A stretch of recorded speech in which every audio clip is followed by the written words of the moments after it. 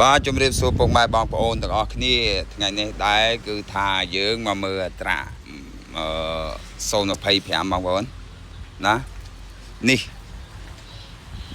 55សេះ Turbo ប៉ុន្តែมันចាញ់ឲ្យ65អានេះណាកុំភ្លេចណានេះថា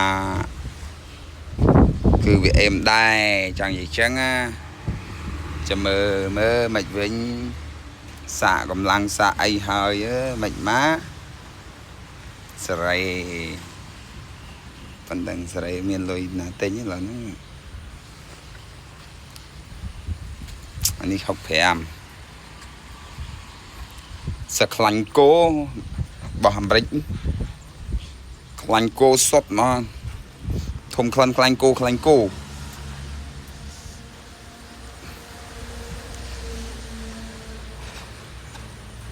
ចង់រកម៉ែក្មេកណាមានដីច្រើន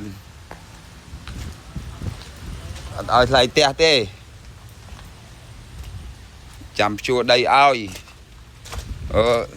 លុយទុកឲ្យថ្លៃផ្ទះខ្ញុំទិញអត្រាអស់ហើយអញ្ចឹងមានតែគិតគូតាមហ្នឹងម៉ែក្មេកមានដីច្រើនអូខេហ្មងព្រោះយើងមានអត្រាចង់និយាយចឹងណាឡើយពងមកមើលនេះ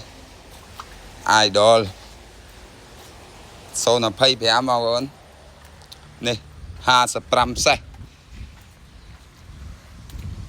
កន្លះកង់គីឡូទៀតប្រទះធំអេម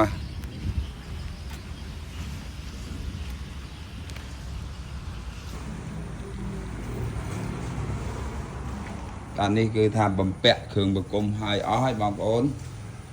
ចាំមើលដាក់ដីមើលមិនវិញ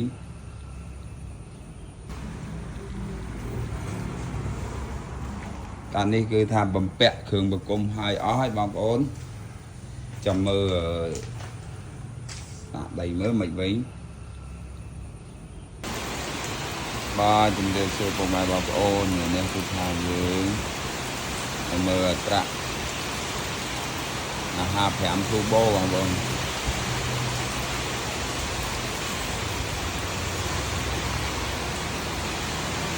នៅនេះពងទៀន